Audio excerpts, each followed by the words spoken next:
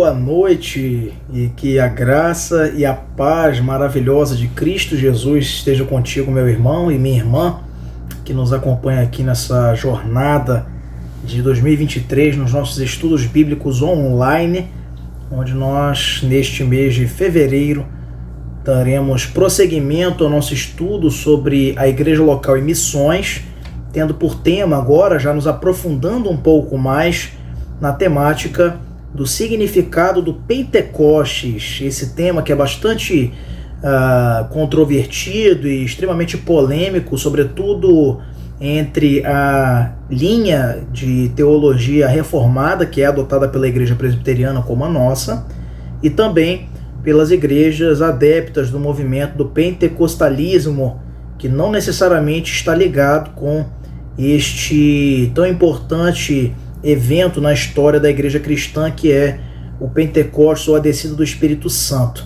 Eu quero, antes disso, te saudar com a graça e com a paz do nosso Senhor Jesus Cristo, dizer que você é bem-vindo aqui. Se você ainda não se inscreveu no nosso canal, ou compartilhou, ou curtiu os nossos últimos estudos, fique à vontade para também contribuir com a nossa igreja nesse sentido, de também fazer conhecido o nosso canal oficial no YouTube, e também compartilhando este vídeo com seus familiares e queridos amigos para ouvir da palavra de Deus e crescer um pouco mais no aprendizado do Evangelho. Meus irmãos, no mês de janeiro e até a primeira quarta-feira de fevereiro, nós dedicamos ao estudo do livro de Atos, e tendo por base a analogia do manual.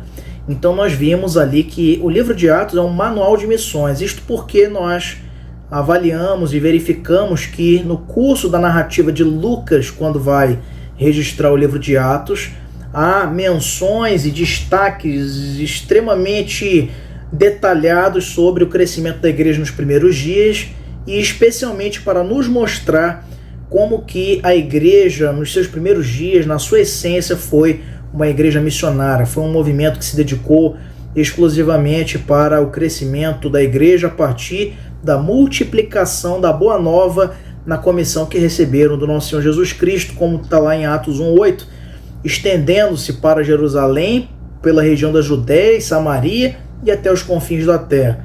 Nós, enquanto igreja, somos frutos desse trabalho, somos resultado de vidas comprometidas com o reino de Deus, que no passado se entregaram para esta importante tarefa que é o dever missionário da igreja.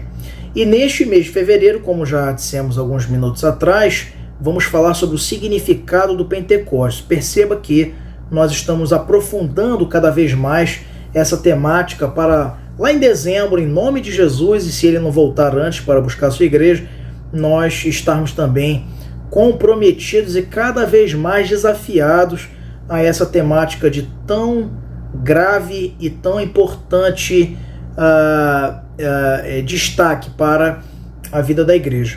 Então, eu quero te convidar para que você abra e mantenha aberta a sua Bíblia no texto da palavra de Deus que se encontra no livro de Atos, no capítulo 2, versos de 1 até o verso número 21. Nós vamos ler e você esteja acompanhando aí.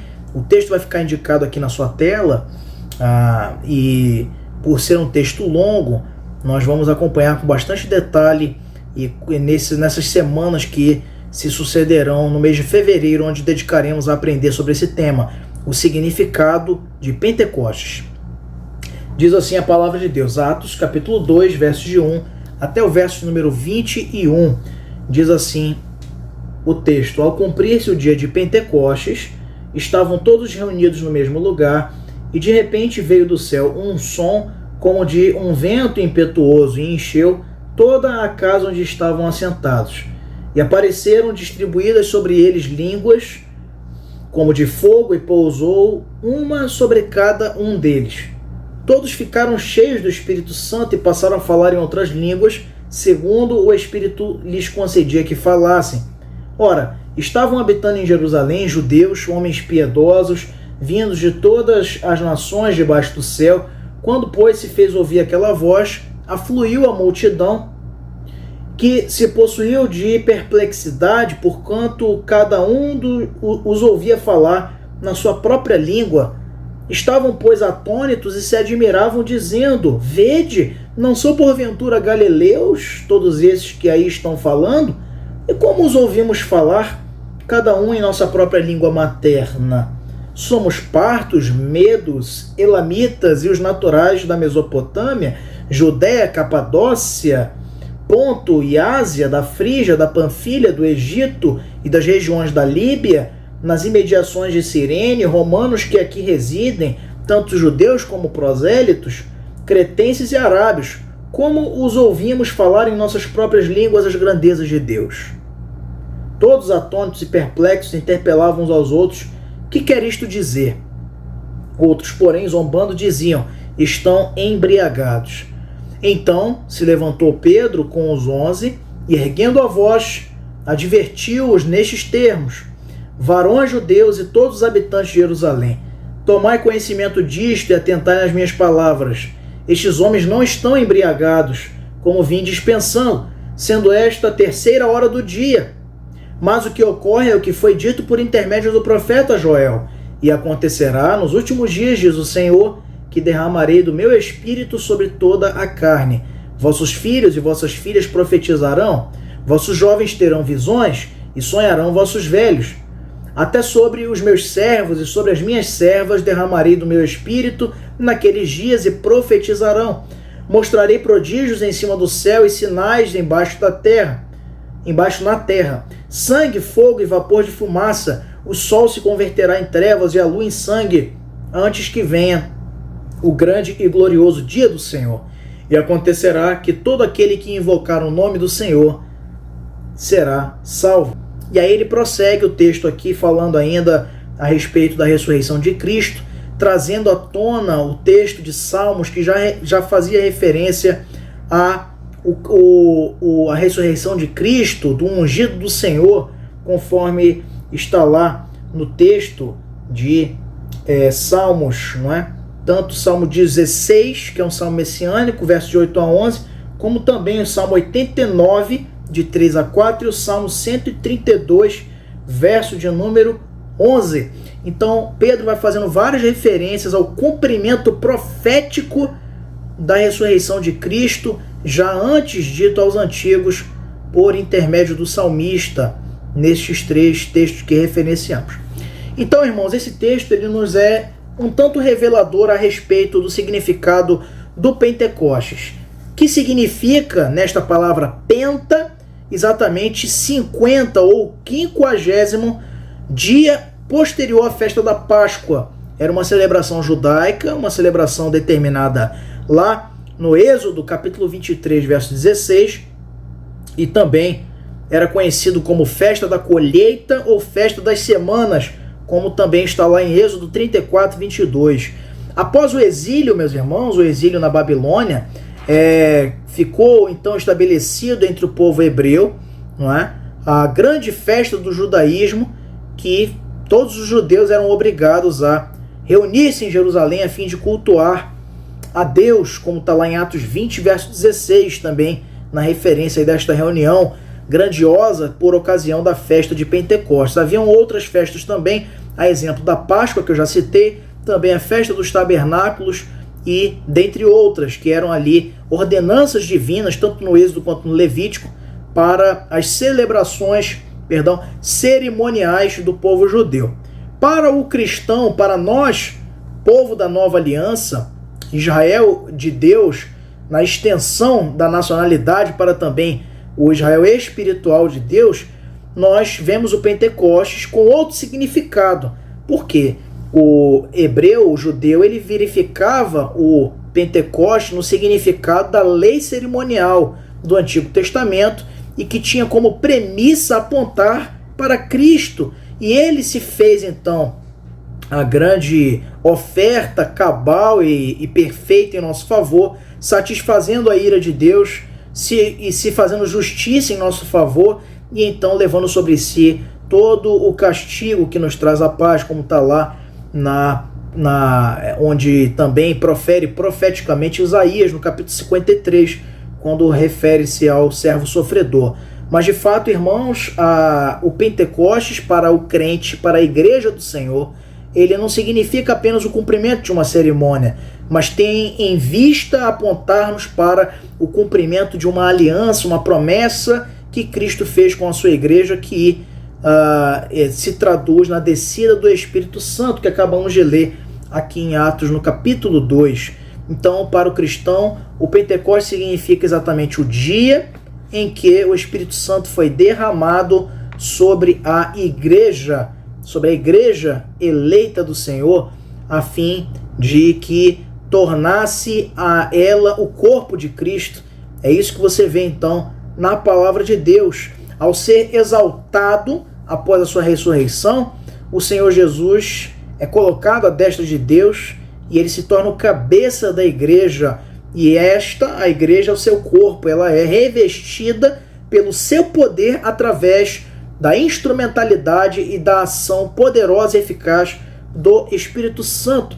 O Espírito Santo foi dado à igreja num ato único e irrepetível. Eu preciso que você tenha bastante atenção para esse detalhe, esses dois detalhes. Foi um evento único e irrepetível. Isto porque o Espírito foi concedido à igreja para encher o corpo.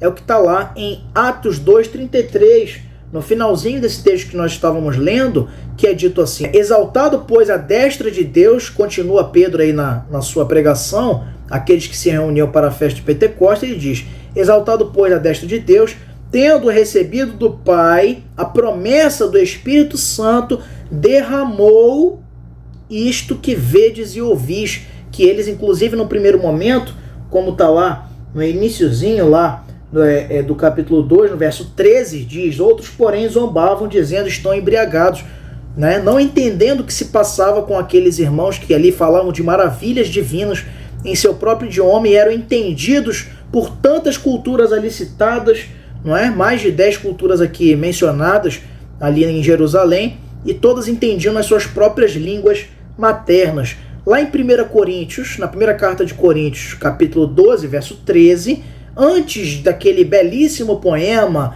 e da instrução sagrada do capítulo 13, onde ele fala da superioridade do dom do amor, o amor é o dom supremo. Antes disso, ele está falando de outros dons que também não estavam sendo praticados de maneira sensata, racional e ordeira pela igreja de Corinto, que era extremamente influenciada pela cultura grega. Então você observa lá na 1 de Coríntios, capítulo 12, 13, que Paulo vai fazer uma advertência segura também sobre este tema do Espírito Santo, falando o seguinte: pois em um só Espírito todos nós fomos batizados em um corpo, quer judeus, quer gregos, quer escravos, quer livres, e a todos nós foi dado de beber de um só Espírito.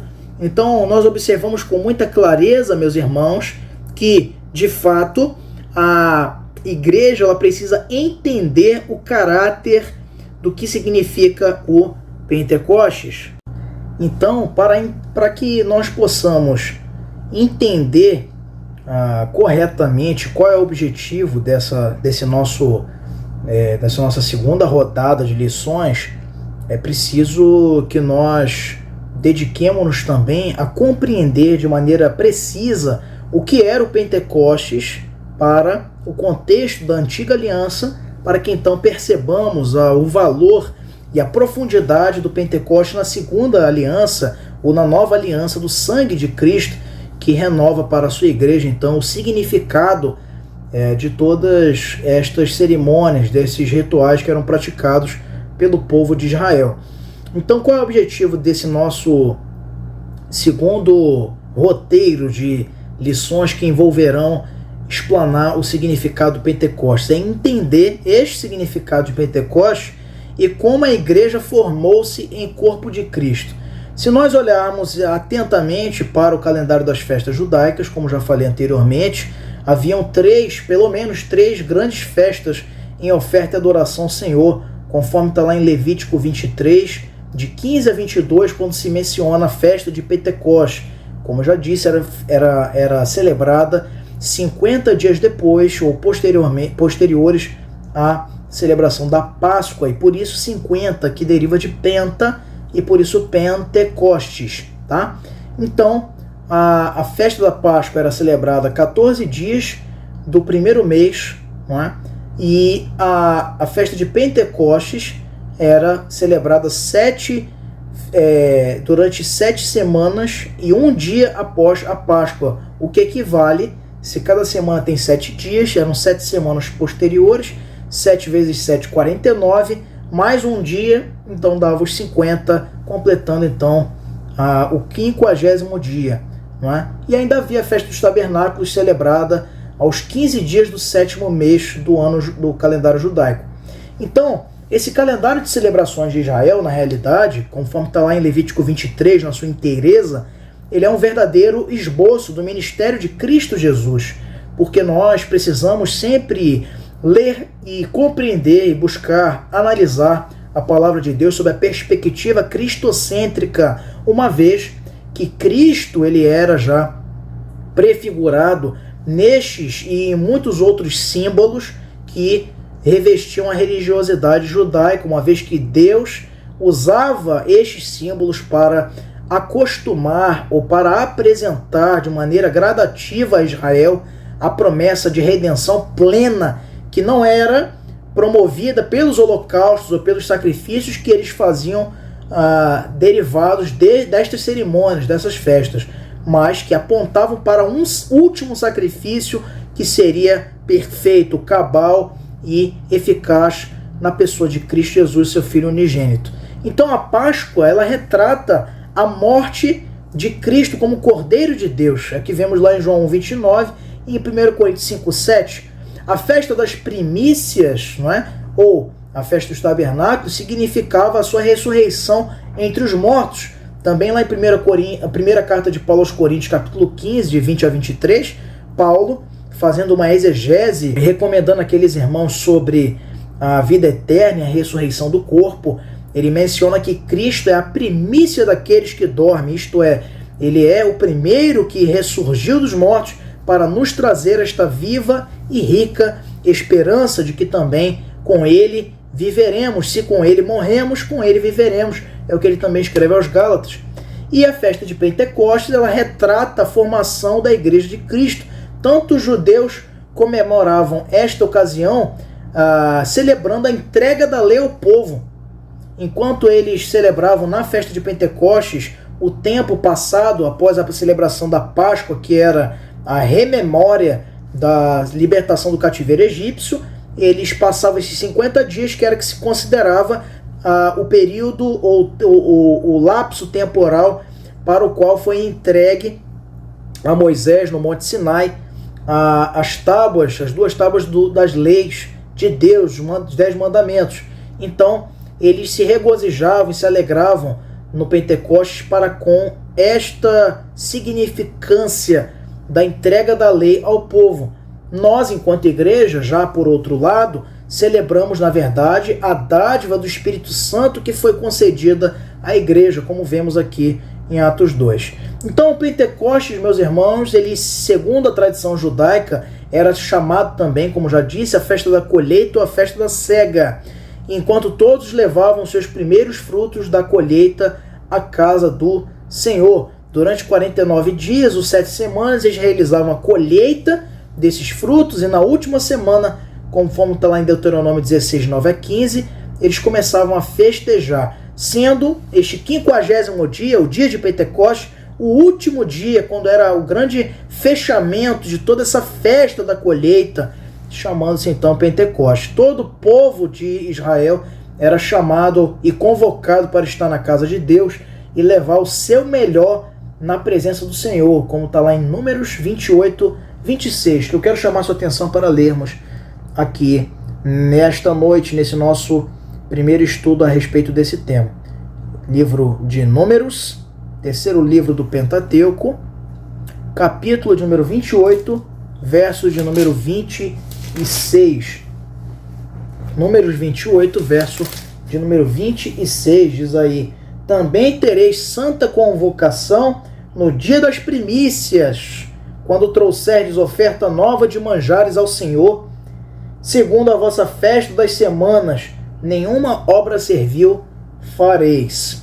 Então aí, veja só que a oferta deveria ser a primícia, ou seja, aquilo de melhor que havia sido plantado ou preparado com respeito a essa oferta. E Deus escolhe essa data tão significativa e profunda para a cultura judaica, para o povo de Israel, para enviar o Espírito Santo sobre a igreja, como está lá em Atos 2:1, realizando uma grande festa de colheita de vidas para o reino de Deus. Olha só que simbolismo importante, interessante e curioso. Às vezes a gente passa de uma certa velocidade por esses textos e não se atenta para esses detalhes. Também a colheita, que era um sinônimo da festa de Pentecostes, ou festa das primícias, também guarda relação com essa colheita de almas que o grande ceifeiro e Senhor da Seara promove a partir do ministério do seu corpo aqui na terra, da sua agência, não é? A agência do reino, que é a igreja. Então, na Páscoa, o verdadeiro cordeiro imolado, né, ele se oferece pelos seus escolhidos, como está lá em João 21:29. Vamos abrir nossas Bíblias em João, Evangelho de João, capítulo 1, verso número 29, para ver lá o testemunho a respeito do Cordeiro de Deus que tira o pecado do mundo, a saber, Cristo Jesus. Veja aí, Evangelho de João, capítulo 1, verso 29, é dito assim: no dia seguinte viu João a Jesus, esse João Batista, que vinha para ele e disse: eis o Cordeiro de Deus que tira o pecado do mundo. O Senhor, não apenas simbolicamente, mas de maneira concreta, se fez o sacrifício imaculado e perfeito de que nós necessitávamos para nos achegarmos de maneira eficaz para com a graça do nosso Senhor e Salvador. Então, na Páscoa, o verdadeiro Cordeiro, que é Cristo, ele se oferece pelos seus escolhidos de maneira voluntária e os redime de todo pecado e de toda iniquidade. E já no Pentecostes, não é, que é a continuidade ou a posteridade da Páscoa, no contexto da cerimônia judaica, no contexto da igreja, o poder do Espírito Santo fundando a igreja e colhendo o fruto do penoso trabalho do servo sofredor, como está lá em Isaías 53, verso 11, que eu quero te convidar para lermos. Isaías capítulo 53, verso de número 11, quando é dito assim: ele verá o fruto do penoso trabalho da sua alma e ficará satisfeito. O meu servo, o justo, com o seu conhecimento justificará a muitos, porque as iniquidades deles levará sobre si. Então, meus irmãos, na festa de Pentecostes, o significado ele transcende muito mais da cerimônia puramente de celebração ali, em gratidão ao Senhor, que era uma realidade do povo hebreu. Quando vemos o cumprimento profético destas promessas e alianças que o Senhor fez para com seu povo de redenção e vida eterna. O sacrifício da cruz do Calvário feito por Cristo Jesus, ele é como um grande e perfeito desfecho dessa colheita que ele promove em nossas vidas. Interessante, meus irmãos, destacarmos ainda uma ideia que está muito associada no povo daquela época, que é a descida do Espírito Santo, como o próprio apóstolo Pedro, lá na pregação que ele promove após a descida deste Espírito e recebido como línguas de fogo por aqueles irmãos reunidos ali em Jerusalém, ele passa a pregar depois na sua própria língua e entendido por todos aqueles irmãos, e ele passa a referir-se a uma profecia lá de Joel, que era uma profecia escatológica. Esse texto lá mencionado, lá em Atos 2, é na realidade o texto também referenciado lá em Joel capítulo 2, de 28 a 32, quando ele refere-se lá a dizer no verso 17 de Atos 2: e acontecerá nos últimos dias, diz o Senhor, que derramarei do meu espírito sobre toda a carne, vossos filhos e vossas filhas profetizarão, vossos jovens terão visões e sonharão vossos velhos, e até sobre os meus servos e sobre as minhas servas derramarei do meu espírito naqueles dias e profetizarão. A profecia de Joel, referenciada aqui pelo apóstolo Pedro de maneira muito correta, ela está ligada a uma perspectiva dos últimos dias, até porque o texto lá de Joel 2, de 28 a 32, faz exatamente essa referência. No verso 17, quando o apóstolo Pedro cita esse texto, ele vai fazer exatamente esta referência. E acontecerá nos últimos dias. Então é interessante destacar essa ideia que está associada a que o povo daquela época, ali no contexto do Novo Testamento, tinha uma associação necessária da descida do Espírito Santo para com o evento apocalíptico, isto é, o escatológico, como se fosse um sinal do fim dos tempos, como os próprios discípulos revelam em diálogo com Jesus lá em Atos 1, de 5 a 6. Vamos voltar aqui uma página da tua Bíblia e veja lá em Atos 1, versos 5 e 6, quando é dito assim: porque João, na verdade, batizou com água, mas vós sereis batizados com o Espírito Santo, não muito depois destes dias. Então os que estavam reunidos lhe perguntaram: Senhor, será este o tempo em que restauras o reino a Israel? Olha só a perspectiva dos 12, quando dialogavam e conversavam ali com Jesus. A perspectiva da redenção final de Israel. Um evento apocalíptico, um evento escatológico, o dia do juízo do Senhor dos Exércitos.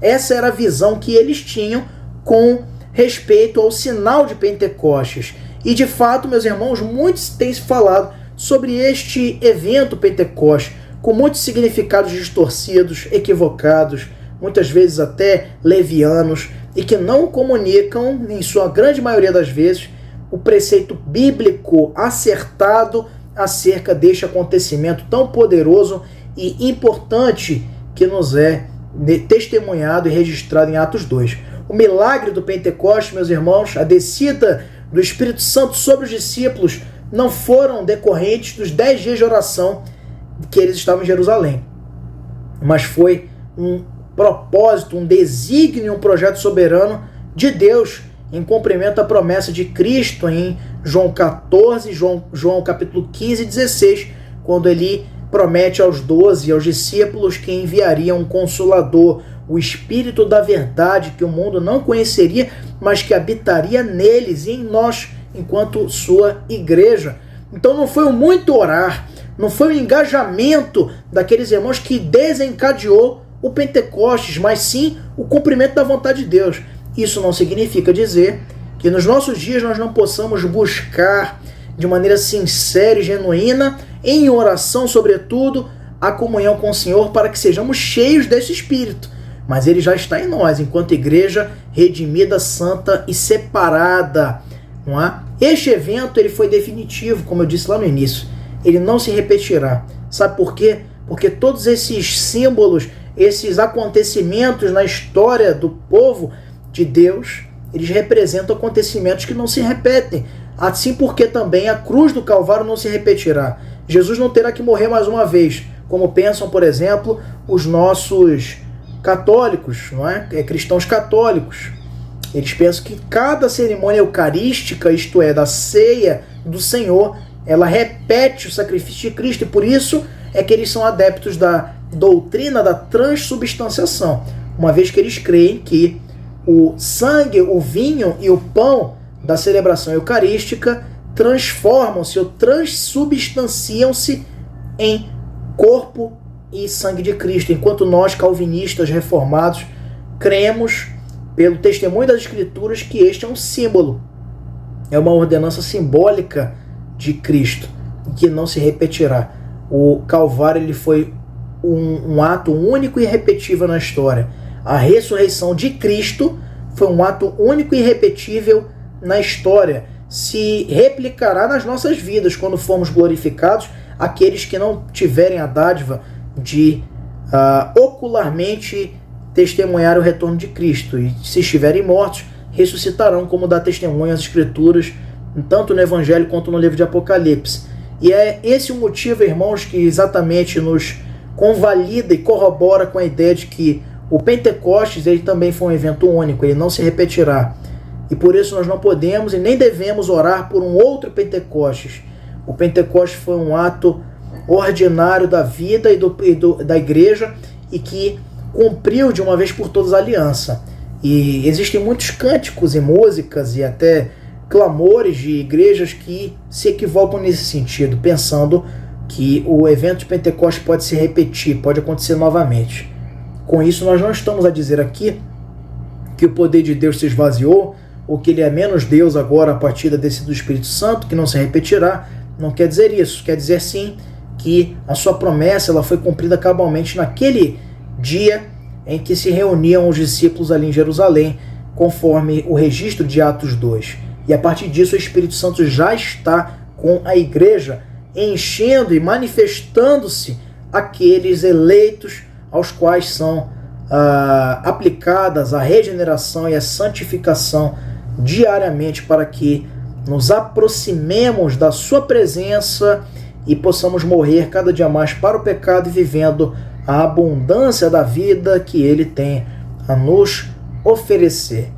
Eu quero esperar você em nome de Jesus para as próximas semanas, especialmente na próxima, e onde veremos o significado do evento Pentecostes com a ótica de Jesus. Como que Jesus identificou no Evangelho este evento Pentecostes. E finalmente na outra semana veremos então também o significado do Pentecostes para a igreja, onde utilizaremos bastante a referência do Dr. Martyn Lloyd-Jones, que faz referência ao significado do Pentecostes em muitas de suas obras, mostrando o caráter bíblico deste importante tema para a vida da igreja.